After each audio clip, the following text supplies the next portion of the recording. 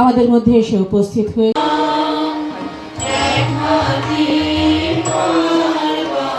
হৃদয়ের কবি, ভালোবাসার কবি, শ্রদ্ধার কবি, বিশ্বকবি রবীন্দ্রনাথ ঠাকুরের জন্মদিবস। মঞ্চে আছেন আইসিএডি দপ্তরের অফিসাররা, সমর বাবু, আমার সন্দীপ, আমার চেয়ারপারসন, দর্শক শ্রোতৃ মন্ডলী। রবি ঠাকুরের জন্মদিন তো পালন করবই। রবি ঠাকুরের গানটা নিশ্চয়ই মনে আছে, ও আমার দেশের মাটি তোমার করে ঠেকাই মাথা। রবি ঠাকুর যে জিনিসটা বলতেন আজকে মিলিয়ে থাকলে সেটা আমি বলছি, আমি কিন্তু রবি ঠাকুরের পক্ষের যোগ্য নই। পাকিস্তানকে ভারতবর্ষ আজকে 3 দিন ধরে এমন মার দিচ্ছে যেটা পাকিস্তান সহ্য করতে পারছে।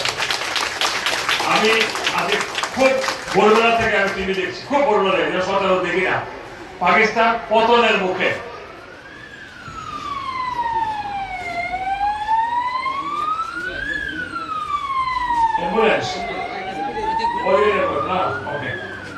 পাকিস্তান পতনের মুখে, যেটা আমাদের ভারতের অত্যন্ত গর্বের এবং আনন্দের দিন। তাই আমি ভারতীয় নৌজওয়ান, ভারতীয় সৈন্যবাহিনী এবং এটা উদ্যোক্তা যিনি এক নজর লক্ষ্য রাখছেন আমাদের প্রধানমন্ত্রী নরেন্দ্র মোদীজি,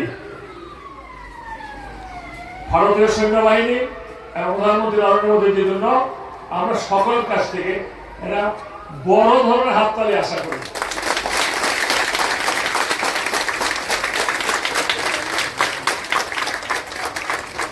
প্রথমে আমাদের দেশ,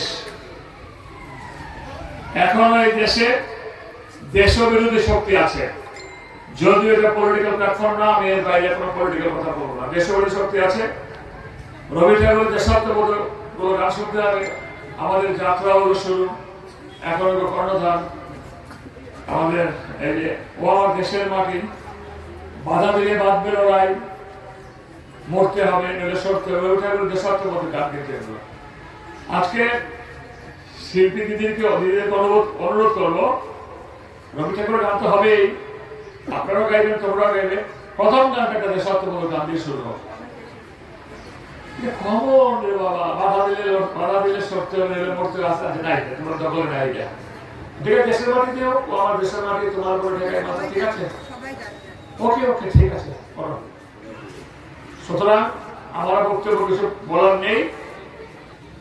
ভারত আমার জন্মভূমি, ভারতবর্ষ সকলের জন্মভূমি, ভারত আমাদের মাতৃভূমি। এই দেশ আমরা জন্মগ্রহণ করেছি, এটা একটা ভাগ্য, কিন্তু এটা ভীষণ ভাগ্য যে আমরা এই দেশে জন্মেছি। সুতরাং রবি ঠাকুরকে প্রণাম জানিয়ে, সুযোগ থাকলে আমি 1-2-4 লাইন গাইব, যদি সুযোগ দেয় সকলে মিলে, তাহলে। কিন্তু আগে দেশাত্মবোধক গান শুরু। সবাইকে আমার নমস্কার, সবাইকে আমার ধন্যবাদ।